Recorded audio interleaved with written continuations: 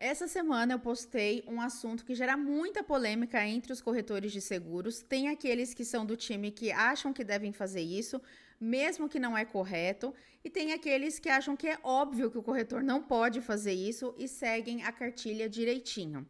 E qual o problema dessa situação? Isso pode doer no bolso do corretor de seguros. Então, se você está no time A, que acha que é ok fazer isso, presta muita atenção nesse vídeo. E do que eu estou falando?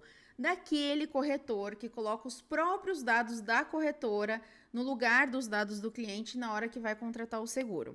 O que aconteceu nessa situação? Ela é real, é uma condenação judicial contra uma corretora de seguros.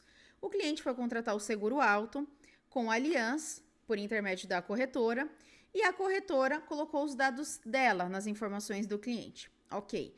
Ele não pagou todas as parcelas, ele pagou só a primeira, na verdade, e a Allianz mandou as comunicações avisando que a pólice ia ser cancelada por falta de pagamento de prêmio. Está na condição geral que a seguradora tem de fazer isso, é norma da SUSEP, e de acordo com o Código de Defesa do Consumidor, que é aplicado, né, na relação quando é uma pessoa física contratando com a seguradora e com a corretora de seguros, o cliente ele tem que ser notificado que a pólice vai ser cancelada, senão a seguradora corre o risco de ter de pagar o sinistro mesmo de um cliente inadimplente. A Allianz fez a sua parte, ela notificou. Quem que recebeu essa notificação? A corretora. O cliente teve o sinistro negado, ele bateu o carro, precisou usar o seguro, não sabia que a pólice tinha sido cancelada, foi lá e processou a seguradora e a corretora de seguros, falando que ele não sabia que a pólice estava cancelada, que ele achou que estava pagando o prêmio e estava tudo certo. Aí você pode falar assim, mas como assim? Ele não sabia que ele não pagou os outros boletos, ele alegou que pagou para o corretor, que o corretor emitiu um outro boleto e tal, mas tudo isso ele não provou na ação judicial. O que ele provou de fato é que ele contratou a pólice, pagou, a própria Allianz falou que foi pago a primeira parcela, né, das prestações ali do seguro, e que, como não houve pagamento, ela seguiu as regras, notificou que seria cancelado e como o cliente não efetuou, não cumpriu com o valor devido, ela foi lá e cancelou a pólice. A corretora, por sua vez, falou que avisou sim o cliente que ele estava em débito, no entanto, ela não tinha provas desse aviso, ela não mandou e-mail, ela não mandou carta com AR, ela não tinha nenhuma prova para falar que avisou. Não sei se ela avisou de boca, mas também se avisou ali de boca, aquilo que você não pode provar não existe numa ação judicial. Então, não vale nada, né? Por isso tem de estar tudo escrito, registrado, bonitinho. Qual que foi o entendimento do judiciário? Não, peraí. O cliente tinha o direito de ser avisado de que a pólice seria cancelada caso ele não cumprisse com o pagamento. Ele não pôde cumprir com o pagamento porque ele não foi avisado. E quem que deixou de avisar? Por culpa de quem ele não foi avisado? Da corretora, que colocou os dados dela. E, gente, presta atenção. Não é uma opção do corretor de seguros colocar os seus dados no lugar dos dados do cliente. A seguradora não pergunta assim, nome do segurado, dados de alguma pessoa que você queira colocar. Não, é dados do segurado. Dados do segurado. Não é dados da corretora. A seguradora já tem seus dados. Você não vai repetir seus dados.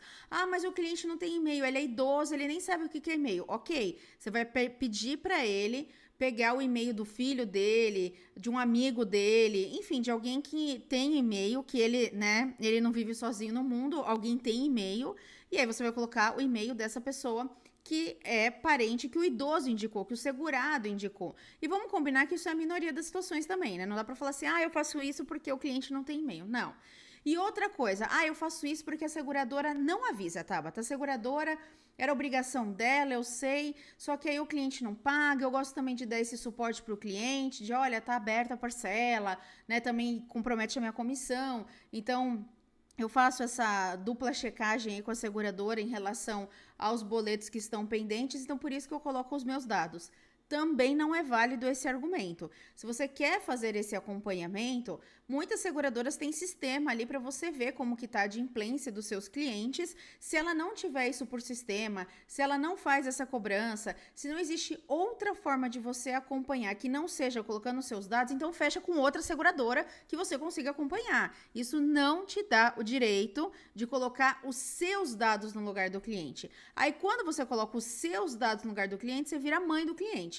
Porque se ele deixar de pagar, e você não fizer os registros bonitinho e tudo mais 3 vezes, com tantos dias de intervalo entre um outro, etc., ter certeza que ele recebeu esses avisos, você se responsabiliza pelo bem dele, porque a seguradora vai negar o sinistro e você vai ser condenado a pagar. Você quer assumir essa responsabilidade? Não, né? Então, segue o que é esperado que o corretor faça.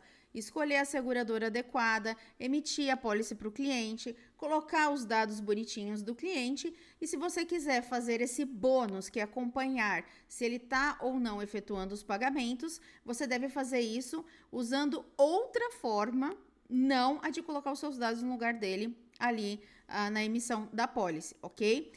Aí, como eu falei, nesse caso, a corretora foi condenada, ela foi condenada solidariamente com a seguradora, ou seja, a seguradora também foi condenada. Eu, na minha humilde opinião de advogada, eu achei essa decisão um absurdo em relação à seguradora, porque a seguradora não fez nada de errado. A seguradora recebeu uma parcela, cumpriu com o contrato, falou que não tinha recebido os pagamentos, portanto, ela ia cancelar a pólice, mandou todos os avisos que era obrigada a mandar. Aí o corretor fez isso errado e a seguradora tem de pagar por isso? Então, eu achei errado a seguradora ser condenada também. Foi condenado os dois. Eu acho que só a corretora tinha que ser condenada, porque a partir do momento que ela impossibilitou a seguradora de ter contato com o cliente e ela fez isso, ela que assumiu todo o risco. Ah, e uma outra justificativa que alguns corretores dão. Ah, eu não gosto de pôr os dados do meu cliente porque a seguradora usa os dados dele para vender outros produtos, para vender consórcio, para vender não sei o quê. Bom, aí isso é um problema da seguradora. Provavelmente, se ela faz isso, ela está descumprindo a LGPD, porque ela não pode ofertar outros serviços usando os dados do cliente sem autorização dele e blá, blá, blá, blá, blá. Mas isso é um problema da seguradora e se ela está fazendo isso de errado, ela vai responder por isso quando o cliente processar. Agora, qual que é o seu papel? O seu papel é desempenhar corretamente a sua função, que é contratar a pólice com os dados do cliente. Se você não quer assumir esse risco, faça tudo bonitinho, que se o cliente tiver o sinistro negado porque ele deixou de pagar o prêmio da pólice, problema é dele. Ele é adulto e ele que responda pelos atos inconsequentes dele que deixou o bem desprotegido. Então, não coloque seus dados no lugar dos dados do cliente na hora de contratar um seguro.